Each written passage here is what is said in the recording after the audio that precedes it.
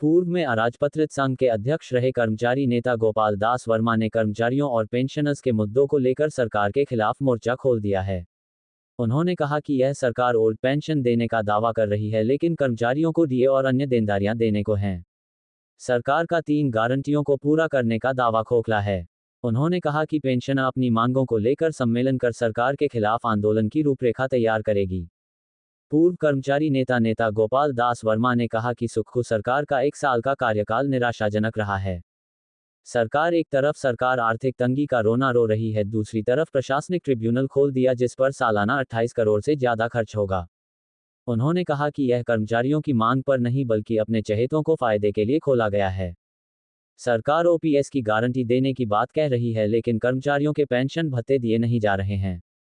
ये सरकार 7 जन्मों में भी गारंटियां पूरी नहीं कर पाएगी। आज कर्मचारी सरकार के दबाव में है। उन्होंने कहा कि पेंशन 18 दिसंबर को सम्मेलन कर सरकार के खिलाफ आंदोलन की तैयारी करेंगे। उन्होंने कहा कि पूर्व सरकार ने कोविड जैसी आपदा के बाद भी कर्मचारियों की सभी मांगें पूरी की, लेकिन ये सरकार आपदा का रोना रो रही है, जिसे कर्मचारी सहन नहीं करेंगे। पंजाब दस्तक के लिए सुरेंद्र राणा की रिपोर्ट। निराशाजनक रहा है, क्योंकि इन 1 वर्ष के दौरान कर्मचारियों, पेंशनरों, मजदूरों, बेरोजगारों के साथ अन्याय हुआ है। जो वायदे विधानसभा चुनाव के दौरान कांग्रेस पार्टी ने किए थे वो एक भी लागू नहीं हुआ है। सरकार कह रही है कि हमने गारंटियां लागू कर दी हैं, कोई गारंटी लागू नहीं हुई है। आप देखिए, जो सरकार कह रही कि ओपीएस हमने लागू कर दिया है, ठीक, अच्छी बात है, लागू कर दिया है, पर एक बात सुनिए, धरातल पे तो कुछ भी नहीं है। जो इन 1 सालों में एनपीएस के तहत जो ओपीएस जिन कर्मचारियों को मिला, आप बताइए, ग्रेजुटी उनको नहीं मिली, लीव एंड कैशमेंट उनको नहीं मिली, कम्यूटेशन उनको नहीं मिली, तो कहाँ लागू हो गया? बताइए, सरकार बताइए इस बात को।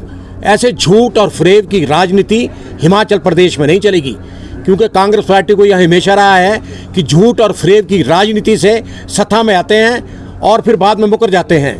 2012 में भी वीरभद्र सिंह की जब सरकार आई थी, उससे पहले कांग्रेस पार्टी ने कहा था कि प्रदेश के बेरोजगारों को बेरोजगारी भत्ता देंगे, हर घर से 1 नौकरी देंगे, परंतु कुछ नहीं मिला। और आज सरकार ने इन विधानसभा चुनाव से पहले 10 गारंटियां दी, 10 में से कोई लागू नहीं हुई है। आप देखिए कि इससे बेटर तो जयराम सरकार थी। जयराम सरकार ने अपने कार्यकाल के दौरान कर्मचारियों को वेतनमान, 6ठा वेतनमान लागू किया और 50-50 हज़ार कर्मचारियों को एरियर दिया। हर वर्ष, हर महीने जो डीए मिलता था वो दिया। इसके अलावा मैं और कहना चाहता हूं कि जयराम सरकार ने प्रदेश के जो कर्मचारी हैं, पेंशनर हैं, उनको जो है मेडिकल रिवर्समेंट का पैसा भी हर महीने दिया।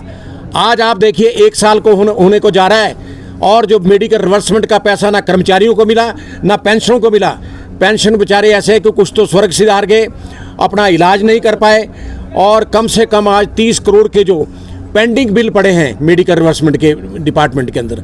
अपने लिए तो मुख्यमंत्री, मंत्री, विधायक हर महीने रिवर्समेंट का पैसा ले रहे हैं और कर्मचारी और पेंशनों के लिए कहते हैं खजाना खाली है। अगर खजाना खाली है तो ट्रिब्यूनल बहाल क्यों किया? किस कर्मचारी संगठन की ये मांग थी? किसी कर्मचारी संगठन की मांग नहीं थी। ट्रिब्यूनल बहाल कर दिया। 28 करोड़ रुपए इस पे सालाना खर्चा आएगा, तो कौन देगा वो? क्योंकि सिर्फ ये इसलिए बहाल किया कि अपने जो चेथे हैं इनके, जो जिनको वाइस चेयरमैन लगाना, चेयरमैन लगाना, मेंबर लगाना, ये सिर्फ इसलिए किया। दूसरा, आप देखिए, सरकार बनते ही चयन बोर्ड भंग कर दिया। क्या जरूरत थी चयन बोर्ड भंग करने की? आज हजारों बेरोजगार सड़कों पे हैं और कोई रिजल्ट निकल नहीं रहा है। अगर चयन बोर्ड में कुछ गड़बड़ी थी तो जिन कर्मचारी अधिकारियों ने गड़बड़ी करी थी उनको आप उनके खिलाफ कार्रवाई करते, वो सारे भंग करने की क्या जरूरत थी? तो गलती पे गलती सरकार कर रही है और ये बिल्कुल अब बर्दाश्त नहीं होगा। और आप देखिए, 11 महीने में 1100 करोड़ का कर्जा ले लिया। वो कर्जा गया कहाँ? किसको दिया? ना कर्मचारियों को दिया, ना पेंशनों को दिया, ना ही मतलब जो मजदूरों को दिया, ना बेरोजगार तो बेचारे अब सड़कों में, उनको क्या देना है? तो इसलिए मैं ये कहना चाहता हूँ कि ये ज्वाला भड़क रही है प्रदेश में, क्योंकि जो गारंटियाँ इन्होंने दी है वो गारंटियाँ ये 7 जन्म भी पूरी नहीं कर सकते हैं। ये तो महिलाओं को उन्होंने बलगा दिया कि 1500 रुपये देंगे।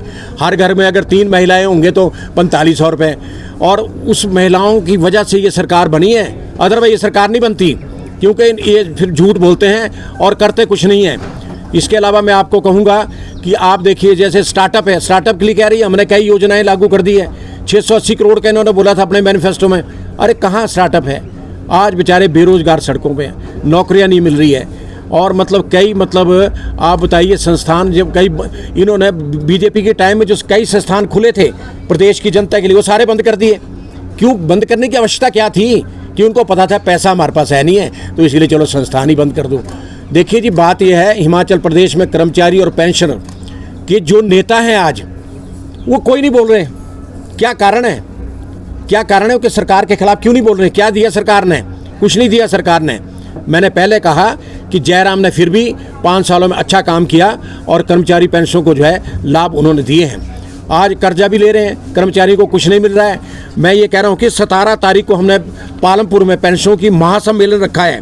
उस महासम्मेलन में जो है अगली जो रणनीति है उसको तय करेंगे कि सरकार के खिलाफ हमने आंदोलन करना है। बिना आंदोलन से ये मानने वाले नहीं हैं और कर्मचारियों को कुछ मिलने वाला नहीं है। इसके अलावा मैं आप और कहना चाहता हूँ